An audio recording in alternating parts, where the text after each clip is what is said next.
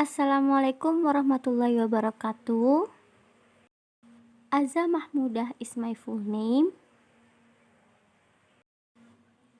I'm the student of Pancasakti University and I'm in the 7th semester.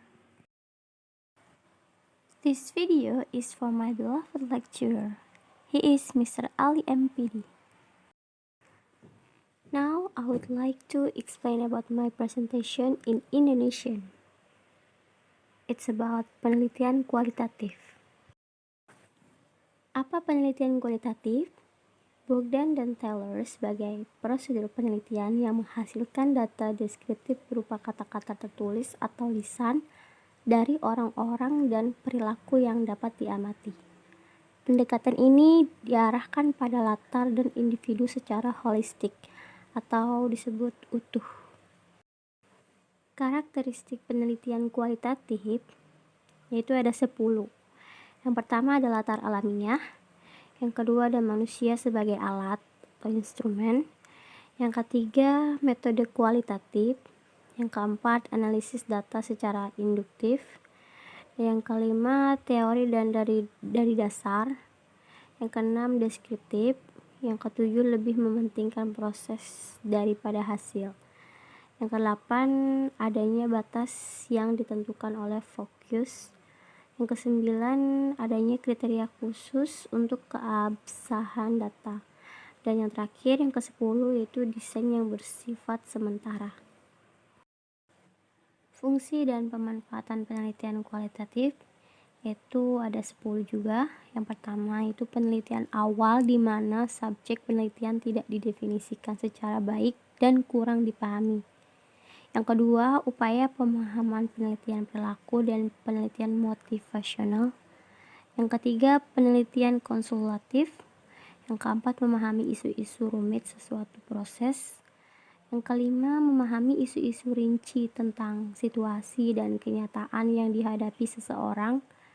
Yang keenam, memahami isu-isu yang sensitif. Yang ketujuh, keperluan evaluasi. Yang kedelapan, meneliti latar belakang fenomena yang tidak dapat diteliti melalui penelitian kuantitatif. Yang kesembilan, meneliti tentang hal-hal yang berkaitan dengan latar belakang subjek penelitian. Dan yang terakhir, yang ke-10, yaitu digunakan untuk memahami setiap fenomena yang sampai sekarang belum banyak diketahui.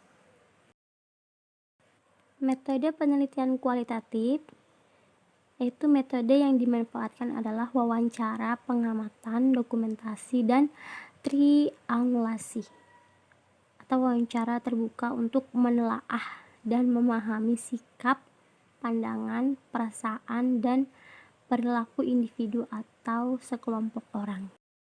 Landasan teoritis penelitian kualitatif yaitu ada beberapa macam. Yang pertama itu fenomenologi. Kedua ada interaksi simbolik. Yang ketiga ada kebudayaan. Yang keempat ada etnometodologi. Dan selanjutnya ada etnografi, penelitian lapangan, dan yang terakhir grounded theory. Paradigma penelitian kualitatif. Paradigma adalah kumpulan longgar dari sejumlah asumsi yang dipegang bersama, konsep atau proposi yang mengarahkan cara berpikir dan penelitian. Paradigma juga merupakan pola atau model tentang bagaimana sesuatu distruktur atau bagaimana bagian-bagian berfungsi. Masalah dalam penelitian kualitatif, masalah yang dibawa oleh peneliti masih remang-remang, bahkan gelap, kompleks, dan dinamis. Masalah dalam penelitian kualitatif bersifat sementara, tentatif, dan akan berkembang atau berganti setelah peneliti berada di lapangan. Sehingga akan terjadi 3 kemungkinan, yaitu yang pertama ada masalah yang dibawa peneliti tetap, yang kedua masalah setelah memasuki penelitian berkembang, dan yang terakhir yang ketiga yaitu masalah setelah memasuki lapangan berubah total dan diganti. Desain dan model kualitatif.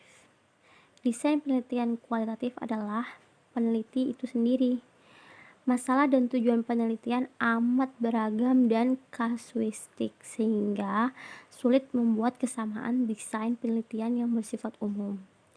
Ragam ilmu yang bermacam-macam sehingga memiliki tujuan dan kepentingan yang berbeda-beda pula terhadap metode penelitian. Batasan masalah melalui fokus. Masalah dalam penelitian kualitatif bertumpu pada suatu fokus.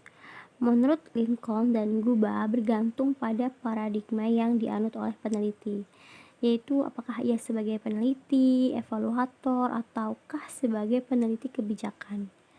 Dengan demikian, ada 3 macam masalah, yaitu yang pertama, masalah untuk peneliti, yang kedua, evaluan untuk evaluator, dan yang ketiga yaitu kebijaksanaan bagi peneliti kebijakan.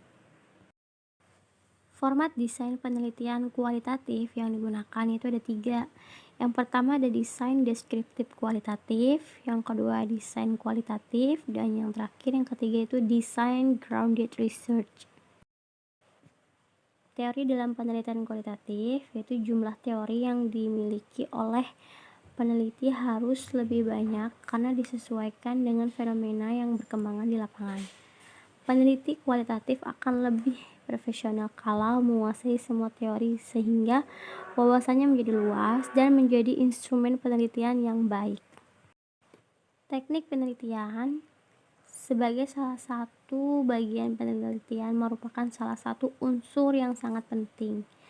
Mencakup 6 bagian, yaitu yang pertama ada sumber dan jenis data, yang kedua ada peranan manusia sebagai instrumen penelitian, yang ketiga pengamatan, dan yang keempat wawancara, yang kelima catatan lapangan, yang keenam penggunaan dokumen.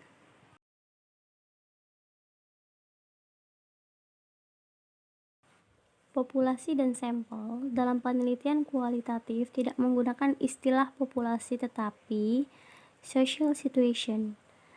Spurley yang terdiri dari tempat place, pelaku actor, dan aktivitas activity yang berinteraksi secara sinergis.